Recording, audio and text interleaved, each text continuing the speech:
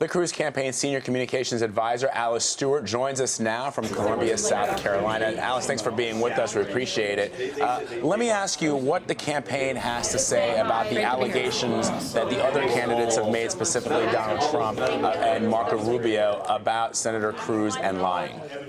They were saying on this. Well, it's sad. That's what we have to say. It's sad that Ted Cruz will go out on the debate stage and at their various venues and highlight the record of Donald Trump and highlight the record of Marco Rubio, and their only response is to call him a liar. When Ted Cruz goes out and states Donald Trump's own words and his own record that he has donated to liberal Democrats his entire life, when he has said that he is pro-choice, when he has said that he is for gay marriage, when he has said that he can change his mind at any time.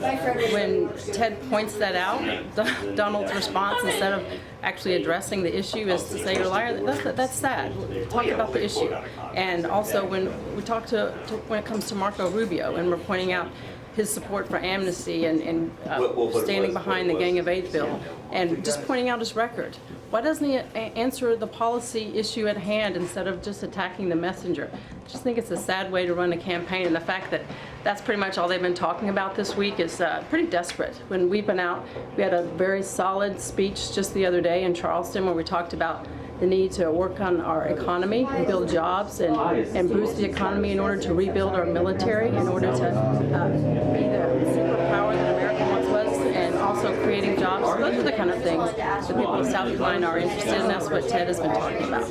Alice, obviously, there's a lot going on today. Busy day. South Carolina, you're in a polling place. It's difficult to hear you. I just want to point that out to our viewers, but we're trying to listen into you. And I'm just curious, what is the strategy today? Do you think you can make up the difference and possibly pull off an upset there in South Carolina? One of the strengths of our campaign is not just a good message and a great messenger, it's our ground game. And we have this room here, folks like Duke and 65,000 other people across the state. 65,000 phone calls yesterday our volunteers made to people of South Carolina. We've knocked on tens of thousands of doors yesterday, and we're doing tremendous voter contact. It's about turning out the vote at this stage of the game, and good thing this is on a Saturday here in South Carolina. A lot of folks are out and about. The weather is beautiful, so we're expecting, as we saw in Iowa, tremendous voter turnout. And in Iowa, they came out for Ted Cruz, so we're expecting not only the right message and the tremendous retail politics skills that Ted has, but the ground game we have to turn out voters will be tremendously helpful this evening. It's also been a tight race for second place between Senator Rubio and your candidate, Senator Cruz. So what is the strategy against an ascendant Marco Rubio? Well, the strategy is just as I said. We are focusing on continuing to push our message, which is fighting for religious liberties, fighting for our Constitution, fighting for a strong national defense, and getting out there and talking with the people of South Carolina. But most importantly, what Ted does better than anyone out there is he enjoys talking with them and connecting with them, and we see that at every retail stop, and they appreciate his strong support. This is a strong military state.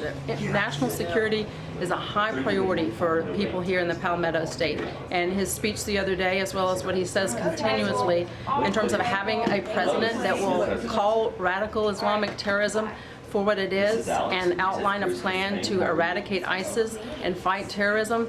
That's what the people here in South Carolina want. And they also want someone who will fight amnesty. They don't want someone like Marco Rubio who supports amnesty and tried to pave the way for it with the Gang of Eight bill.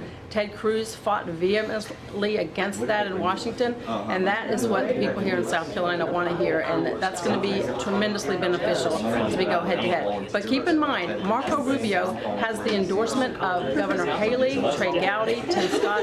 He's got three of the top endorsements here in South Carolina.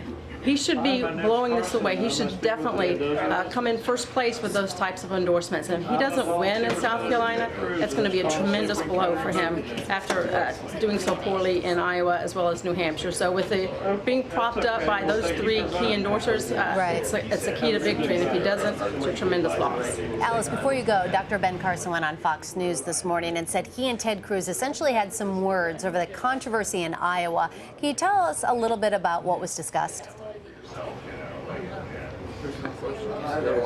No, they did have a Senator meeting Cruz the other night at an event. It was a private meeting, and we'll leave it at that. Okay, but did he apologize? I'm not going to talk about what we had in the meeting. It was a private meeting, and we're going to respect the fact that it was a private meeting, and private means private. If he wants to go on TV and talk about it, that's his prerogative. But when we have a private meeting, we honor our end of the bargain. All right, Alice Stewart, Senior Communications Advisor to Ted Cruz. Thank you, and good luck today. Thank you. Appreciate it.